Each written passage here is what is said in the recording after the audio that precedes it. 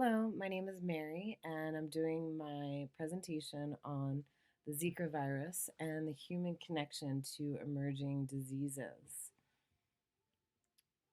I decided to start with this next slide. Are we entering a pandemic era? I think it's important to show the connection between humans and the diseases that are emerging lately. COVID pandemic to be another example. Pandemics are not a new phenomena and have been affecting humans for over 12,000 years. First one was recorded in 430 BCE, which is before Common Era, also known as BC. Pandemic is an epidemic, an outbreak across two continents with sustained community transmission, affecting humans for the first time, which is why it spreads so rapidly. Right here, I have a slide of emerging infectious diseases throughout history. First one, 430 BCE, the plague of Athens. 541, the Justinian plague killed half of the world's population. In the 1340s, the Black Death pandemic killed a quarter of the world. 1832, the second cholera pandemic. And of course, everyone's heard of the Spanish flu in 1918. But what I didn't know is that it still circulates today. And there were pandemics in 1957, 1968, and 2009. HIV in 1981, it's still considered an ongoing pandemic, even though we do have treatments for it. And in 2009, H1N1 swine flu was the fifth pandemic of this century, so it's definitely escalating. In 2015, Zika became a pandemic. 2019, obviously, COVID pandemic is still ongoing. Infectious diseases, it's estimated that 70% come from other animal hosts. Not all emerging diseases will be lethal, and not all will become pandemics. But obviously, you can see that these diseases are emerging at a rapid pace, and there's an average of 5 new diseases that are being discovered each year.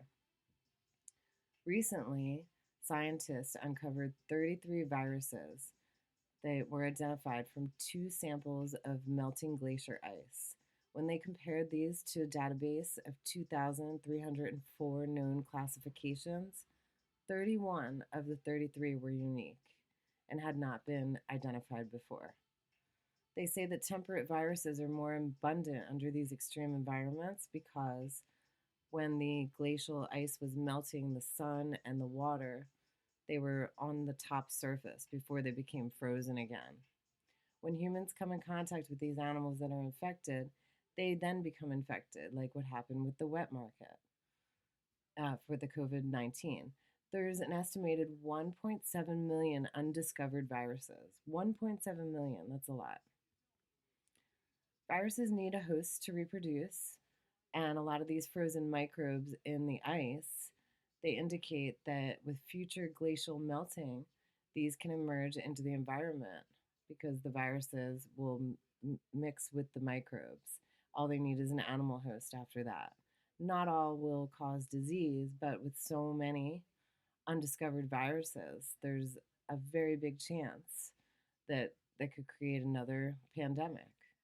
Activities that cause environmental changes, such as climate change, increased land expansion, deforestation, wildlife trade and consumption, global travel and trade routes, these all increase human and animal interaction and are an opportunity for these diseases to emerge. Legal wildlife trade is 5 times more prevalent than it was 14 years ago, with 24% of vertebrates being traded. Tick-borne illnesses are spreading as temperatures increase globally. I can pull up a map of the United States, and you can look over the years at how and where tick-borne illnesses are spreading, and you can see a very large increase. As I mentioned before, the remnants of the Spanish flu still circulate and kill people today. The illegal wildlife trade has increased by 500% since 2015, and it's estimated to be worth 7 to 23 billion annually. Global trade routes and encroachment on tropical ecosystems for crop, livestock, timber, manufacture is all driving disruption.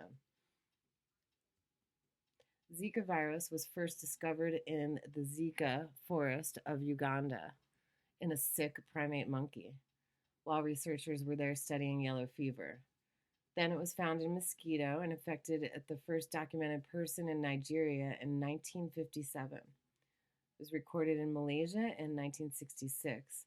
Multiple research publications suggest that SARS, Ebola, Nipah, influenza, COVID 19, Zika, they've all spread to humans due to environmental changes that threaten biodiversity and mingle humans with infected animals. The latest Zika outbreak started in Brazil in 2014. They have hypothesized that it was brought there to Brazil during the World Cup after they did mapping and testing, and by the end of 2015, it was widespread throughout all of Brazil. This is a map of the outbreaks, serological evidence, and virus detection in human cases with the years marked.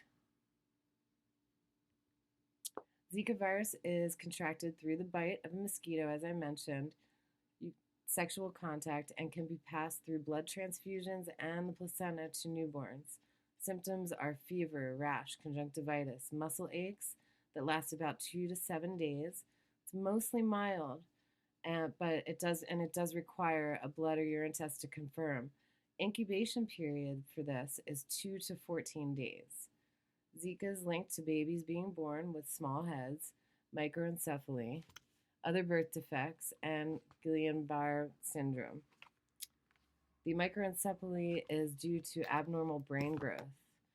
Zika virus can also cause fetal loss, stillborn, and preterm pregnancy.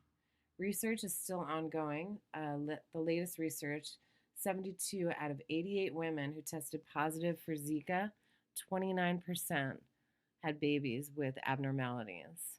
Worldwide, 5 to 15% of babies are affected. Asymptomatic infection is also a factor, but it's difficult to diagnose because of the widespread mosquito infestation in these different countries.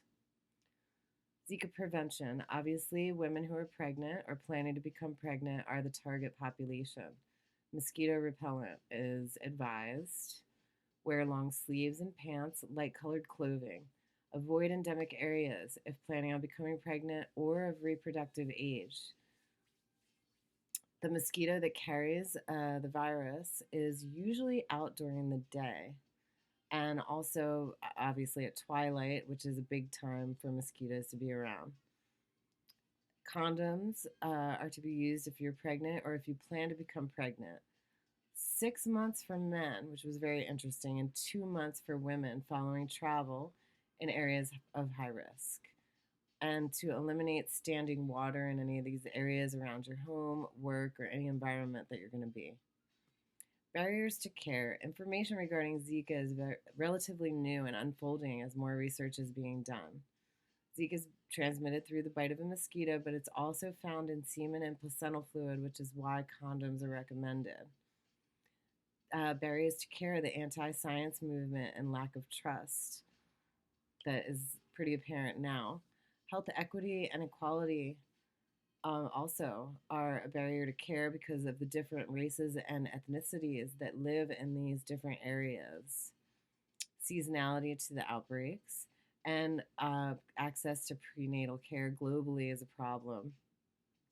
Solutions continue with key areas of research on Zika and other diseases of opportunity, focus on prevention, reduce the use of high-risk consumption of resources in developed nations, meat, livestock, tropical forest wood, rare animals, and animal byproducts such as suede and leathers and fur. Provide condoms for those who are in countries or areas that may have an outbreak. Policies that make clear connections between the environmental destruction that's happening, wildlife trafficking, and the risk of disease can really increase support. Knowledge is power. Educate the public and people in high risk areas. And a combination of educating and communicating with the next generation is so very important because these people are going to be the caretakers of the world. Oh no.